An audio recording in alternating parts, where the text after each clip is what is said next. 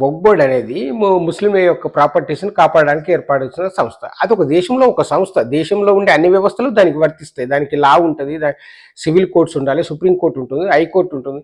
ఏముండేవనంటే ఎట్లా? ఇప్పుడు రక్షణ శాఖ ఉంది, లేకుంటే రైల్వే శాఖ ఉంది. అవి పెద్ద ఆస్తులు ఉన్నాయి కదా, అవి ప్రజలకు ఎలా ఉపయోగపడుతున్నాయి? ప్రతి పౌరునికి ఉపయోగపడుతుంది. కానీ ఇదే ఒక ముస్లిం వర్గానికి ఉపయోగపడుతుంది. అందులో ముస్లింలో కూడా అందరికి కాదు, కొన్ని వర్గాలకు అసలు దాని ఫలాలే అందట్లేదు. మహిళలకైతే అసలు ప్రాతినిధ్యమే లేదు. మరి ఇటువంటి అప్పుడు దాన్ని ప్రక్షాళన చేయవలసిన అవసరం ఉంది కదా.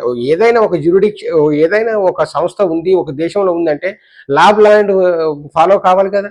సివిల్ కోర్టులకు జ్యూరిడిక్షన్ లేకపోవడం ఏంటి? నువ్వు వచ్చి ఏది చెప్తే అది మోనార్కిజమా? ఇది కాదు కదా. నియంతృత్వం అంచలే కాదు కదా, ప్రజాస్వామ్యం కదా. ప్రజాస్వామ్యంలో సరే ముస్లింలకైనా, ముస్లిం పేదలకు అందరికి ఉపయోగపడేటట్టుగా ఒక పర్సన్ వర్క్ చేయాలి. లేదంటే అది ఎందుకు?